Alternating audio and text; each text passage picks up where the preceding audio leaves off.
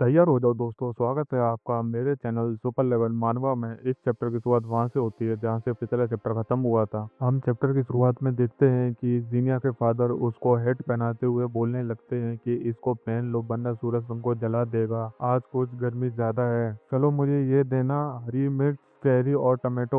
इतना सुनते ही जीनिया बोलने लगती है, ये तीनों चीज मुझे सबसे कम पसंद है, आप ये क्यों बनाने वाले हो। उतने में ही उसकी नजर साइड से जाती है और वो देखती है कि एक पंछी घायल था। उसको देखकर वो थोड़ा टेंशन में आ जाती है और उस पक्षी को उठा लेती है और उसको देखने लगती है और वो सोचती है कि मुझे लगता है ये काफी पेन में है, और वो सोचने लगती है ये थोड़ी देर में मर ही जाएगा और इसका सारा पेन खत्म हो जाएगा। उतने में ही उसके फादर आ जाते हैं और बोलने लगते हैं कि इसको मुझे दे दो, मैं इसकी केयर कर लूंगा। और वो पंछी को देते हुए बोलने लगती है कि आप इसके साथ क्या करेंगे। फिर उसके फादर उसको जलाने लगते हैं। उसको देख के वो घबरा जाती है और बोलने लगती है कि पिताजी आप क्या इसको जब तक जलाओगे जब तक ये मर नहीं जाती। फिर उसके फादर बोलने लगते हैं नहीं, मैं इसको जला नहीं रहा। फिर वो अपने फादर के हैंड को देखती है, वहाँ पे कुछ एनर्जी बाहर आ रही थी। उसको देख के वो शॉक हो जाती है और सोचती है ये क्या है। फिर उसके फादर बताने लगते हैं कि सारे हाई लेवल एस्पर कंट्रोल कर सकते हैं कुछ एलिमेंट को, जैसे कि गोल्ड, वुड, वाटर, फायर, अर्थ,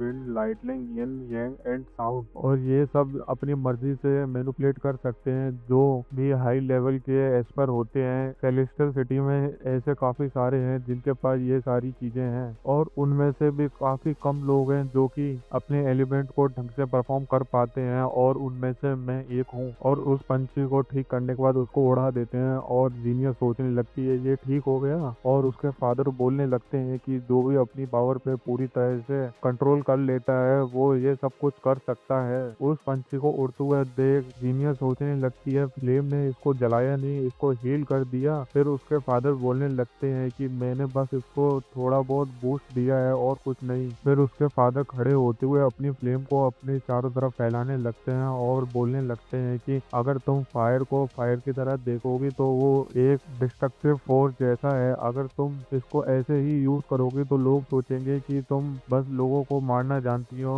अगर तुम इसको ढंग से कंट्रोल करना सीख गई तो तुम्हारी यही फायदा है, तुम अपनी फायर से किसी को भी हील कर सकती हो। मरना भी तो एक तरीके की लाइफ होती है। और उसके फादर सारी फायर को एक पेड़ में डाल देते हैं और उसको भी हील करने लगते हैं। उसको देख के जीनिया भी खुश हो रही थी और वो बोलने लगते हैं कि एक फायर सब कुछ कर सकती है, वो अंधेरे को भी दूर कर सकती है अगर तुम चाहो तो। जितने भी एस्पर होते हैं उनका ट्रू पोटेंशियल उनके दिल के अंदर छुपा होता है, बस उनको बाहर निकालना आना चाहिए बस। इतना सुनते ही जीनिया भी बोलने लगती है दिल से फायर ये क्या होता है। फिर जीनिया के फादर बोलने लगते हैं वैसे तो मैं इसको साउंड बुलाता हूँ लेकिन आज से मैं इसको हार्ट ऑफ फायर बुलाऊंगा। और इधर जीनिया उस पंछी को जाता हुआ देख बोलने लगती है फादर मैं भी सीखना चाहती हूँ। फिर उसके फादर बोलते हैं ठीक है तुम भी सीख सकती हो। फिर उसके फादर बोलने लगते हैं चलो फिर ट्रेनिंग के लिए चलते हैं, और उसको एक कमरे में लेके आ जाते हैं और बोलने लगते हैं कि आज से ये तुम्हारा ट्रेनिंग रूम है। और उसके फादर दूसरा गेट खोलते हैं और उसकी मेड जी को बोलते हैं कि आज से यहाँ पे कोई टीवी नहीं चलेगा,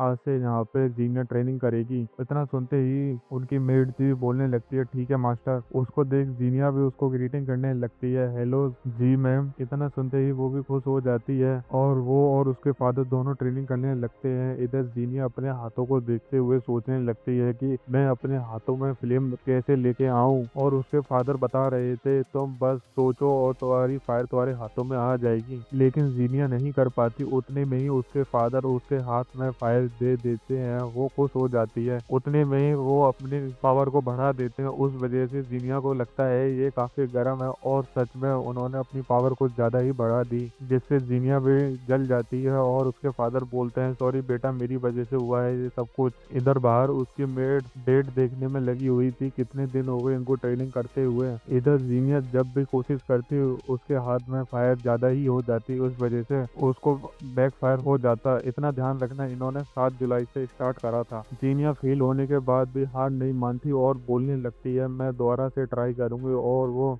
ट्राई करने लगती है बार बार। और उसके बार बार गलती करने के बाद उसके फादर बोलने लगते हैं हैं कि फायर तुम्हारा पहला एलिमेंट नहीं है, इस वजह से तुमको थोड़ी बहुत दिक्कत आएगी इसको कंट्रोल करने में, लेकिन तुम कंट्रोल कर सकती हो। और जीनिया बोल रही थी ठीक है फादर मैं करूंगी। और टाइम बीतता रहता है और कैलेंडर के पेज हटते रहते हैं और उसकी मेड बाहर बैठ के देखती रहती है कि यंग मिस कितनी मेहनत कर रही है। इधर वो जितनी बार भी ट्राई करती उतनी बार ब्लास्ट हो जाता और टाइम बीतता गया, लेकिन वो सीख नहीं रही थी। और उसकी मेड बोलने लगती है मैम आपका शरीर जल रहा है, क्या आपका शरीर पेन में है?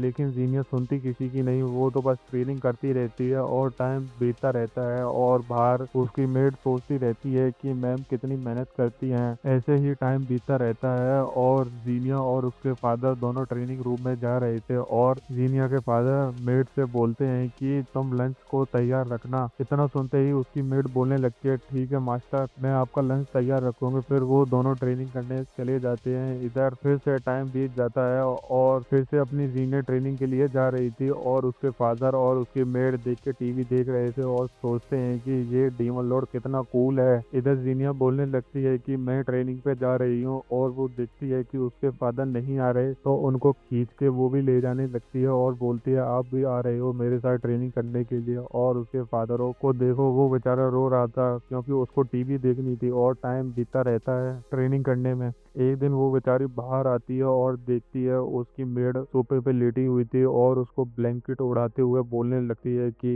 आप काफी मेहनत करती हो। और उसकी मेड भी बोलती है यंग मिस आप भी कुछ ज्यादा ही ट्रेनिंग कर रही हो, थोड़ा बहुत आराम भी कर लिया करो। उसके बाद टाइम बीतता रहता है और जीनिया ने इतनी ट्रेनिंग कर ली अब फायर से उसको हर्ट नहीं होता, अब वो उसको फील कर सकती है। इतना करने के बाद उसके फादर उसके सिर पे हाथ रखते हुए बोलने लगते हैं कि तुम अपने आप को ज्यादा पोस्ट मत करना, अगर तुमने हार्ट ऑफ फायर को मास्टर नहीं कर पाया उसके बाद भी तुम एक अच्छी एस्पर बन के रहोगी, तुम टेंशन मत लो। इधर जीनिया बोल रही थी फादर मुझको टॉप टीयर एस्पर बनना है, कोई नॉर्मल एस्पर नहीं बनना मुझे, और मैं इसकी मिस्ट्री को सॉल्व नहीं कर पा रही जैसे कि आपने करा, इस वजह से मैं ट्रेन करना छोड़ूंगी नहीं, आप मुझे टीचिंग देते रहिए फादर। उसके फादर बोलते हैं ठीक है बेटा। फिर उन दोनों की ट्रेनिंग दोबारा से स्टार्ट हो जाती है। इधर जीनिया भी थोड़ी सी बड़ी हो गई थी, वो भी रात दिन ट्रेनिंग करती ही रहती है, खाना खाते हुए भी वो ट्रेनिंग कर रही थी। और उसकी मेड बोलती है यंग में थोड़ा आराम कर लो खाना खाने टाइम, उसके बाद ट्रेनिंग कर लेना। फिर जीनिया बोलने लगती है कि नहीं मैं अभी ट्रेनिंग कर रही हूँ। इधर जीनिया अपनी ट्रेनिंग छोड़ ही नहीं रही थी, इधर नहाते हुए भी वो ट्रेनिंग कर रही थी और सोते हुए भी ट्रेनिंग कर रही थी। कभी कभार ट्रेनिंग करते हुए भी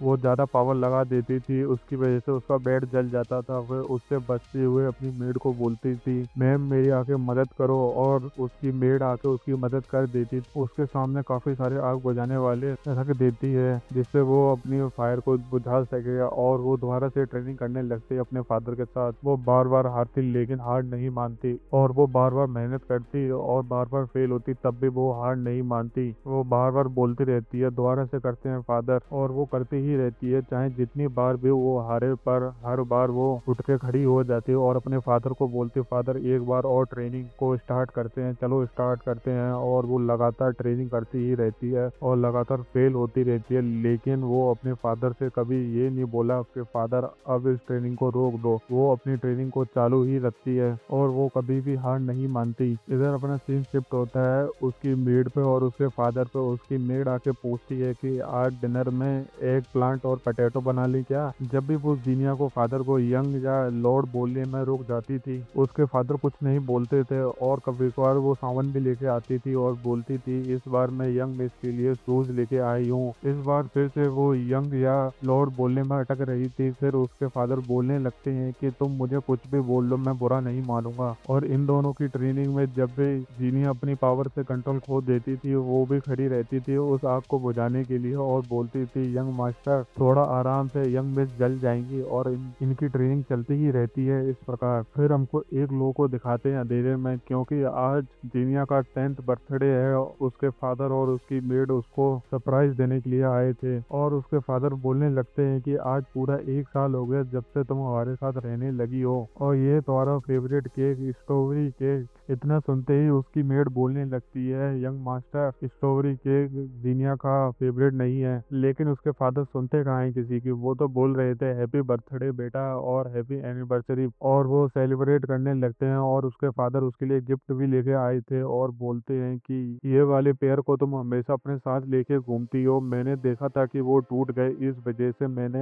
ये नए बनवा लिए हैं। ये टूटेंगे नहीं इतनी आसानी से। ये यहाँ के बेस्ट ब्लैक स्मिथ ने बनाए हैं। ये बिल्कुल सेम है जैसे कि तुम्हारे पास पुराने वाले थे। और जीनिया को दिखाते हुए बोलने लगता है, क्या तुमको पसंद नहीं आए? ये सब कुछ देख के बेचारी उदास हो जाती है और बोलने लगती है, आप मेरे लिए इतनी मेहनत कर रहे हो, मैं उस बच्चे को कैसे बचाऊंगी जो कि आपने प्रॉमिस करा था। इतनी बात सुनते ही उसके फादर मुस्कुराते हुए बोलने लगते हैं, पागल लड़की, पहले तुम अपने आप को प्रोटेक्ट करना सीखो, उसके बाद देखना तुम उस लड़के को प्रोटेक्ट करोगी कि नहीं, वो बात की बात है। और उसकी मेड भी बोलने लगती है, मास्टर सही बोल रहे हैं, पहले आप अपने आप को प्रोटेक्ट करना सीखो। और वो दोनों मिलकर बोलने लगते हैं, चलो आप इसको पकड़ लो। और उसकी मेड भी बोलने लगती है कि यंग मिस, हम और डिले नहीं कर सकते, आपको करना ही पड़ेगा। उतने में ही वो दोनों डिसअपियर हो जाते हैं। उनको देख के वो घबरा जाती है और बोलने लगती है, फादर और जी आप कहाँ पर हो? आप मुझे दिख क्यों नहीं रहे? आप दोनों मुझे दिख क्यों नहीं रहे? और उसके फादर उसके सामने आते हुए बोलने लगते हैं कि बेटा डरो मत, ये बस एक इल्यूजन है, हमारा टाइम खत्म हो रहा है, हमको जाना पड़ेगा। और उसके फादर वहाँ से जाने लगते हैं और इधर जीनिया बोलने लगती है, फादर आप नहीं जा सकते। और उसके फादर जाते हुए भी बोलते हैं, जीनिया तुमको करना ही पड़ेगा। जैसे ही उसके फादर चले जाते हैं, इधर जीनिया का पागल सी हो जाती है और वो बोलने लगती है, फादर आप मुझे छोड़ के नहीं जा सकते, मैं यहाँ पे अकेले क्या करूंगी। फिर वो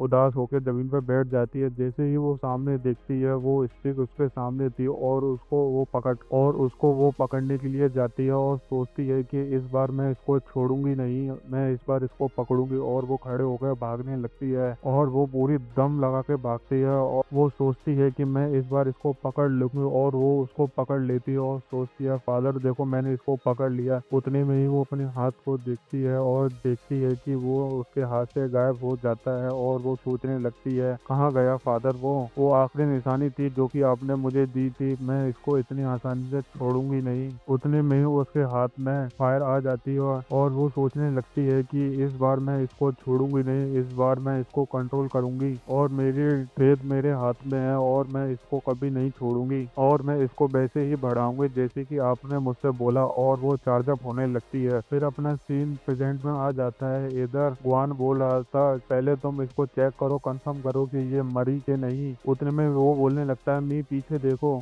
और उतने में ही जीनिया उसका पैर पकड़ के वहाँ पर एक ब्लास्ट कर देती है और ब्लास्ट सच में कुछ ज्यादा ही बड़ा करा था जीनिया ने। ये सारा ब्लास्ट अपने लियो और सान को भी पता लग जाता है। इधर सान बोल रहा था कि जीनिया फाइट करना स्टार्ट कर दी और ये बात सुनते ही अपना लियो भी बोलने लगता है, हाँ मुझे भी लगता है जीनिया ने फाइट करना स्टार्ट कर दिया। इधर सान सोच रहा था, मैं लियो को बाहर जाने नहीं दूंगा क्योंकि वो मर जाएगा मेरी वजह से। ये चेहरा बनाते हुए अपना लियो भी देख लेता है और बोलने लगता है कि तुम अपनी एबिलिटी पे इतना भी भरोसा मत करो क्योंकि तुम्हारी एबिलिटी अभी तक पूरी तरह से रिफाइंड नहीं हुई। और दूसरी तरफ अपने लियो सोच रहा था कि इसको कैसे पता, वो मुझे मार देगा, जो इंसान मुझे मार सकता था वो कब का मर चुका है। इधर बाहर जीनिया ने कुछ ज्यादा ही तगड़ा हमला करा था, उसको बचाने के लिए उसका साथी आ जाता है और उसको पकड़ के पीछे खींच लेता है और बोलने लगता है, मी तुम ठीक हो ना? इधर मी उसको जवाब देती है कि तुम्हें किसने बोला मेरी हेल्प करो यहाँ आके? इतना सुनते ही वो बेचारा बोलने लगता है, सॉरी तुम क्या बोल रही हो, तुम सामने देखो उसने कितना बड़ा हमला करा है, तुम उसमें होती तो मर जाती। इधर उस फायर में से जीनिया बाहर आते हुए बोलने लगती है कि मेरा क्वेश्चन अभी तक खत्म नहीं हुआ, मैंने तुमसे पूछा तुम्हारा नाम क्या है, मैं अपने अपोनेंट का नाम हमेशा याद रखती हूँ, अभी तक तुमने मुझे अपना नाम नहीं बताया। मी की इतनी बुरी हालत देख के वो सोचने लगता है कि मी का सबसे बड़ा वेपन ही इसके सामने फेल हो गया। जब से मी के अपोनेंट को पता लग जाता है उसके टच करने से क्या होता है, तब से मी हारना स्टार्ट कर देगी। और वो जीनिया की तरफ देखने लगता है और सोचता है कि इस लड़की ने अपनी डेथ से भी बाहर आ गई, इसकी स्किल्स काफी अच्छी हैं और मुझे कहीं से नहीं लगता ये लड़की सिल्वर रिंग वाली है, ये पक्का सिल्वर रिंग से ऊपर हो गई है। अब ऐसे लोगों को ही एट फैमिली टारगेट कर रहे हैं। अब मुझे समझ में आया एट फैमिली इन जैसे लोगों को क्यों टारगेट कर रहे हैं, ये सिल्वर रिंग होने के बाद भी कितनी पावरफुल है। इधर मैं जाने के लिए जल्दी मचा रही थी, इधर वो रोकने में लगा हुआ था, तुम नहीं जा सकती। इधर जीनिया अटैक पे अटैक तैयार करते ही जा रही थी। इधर मैं खुश हो रही थी। ये वाले चैप्टर को यहीं खत्म करते हैं। अगर वीडियो अच्छी लगे तो लाइक करो, कमेंट करो एंड सब्सक्राइब भी करो।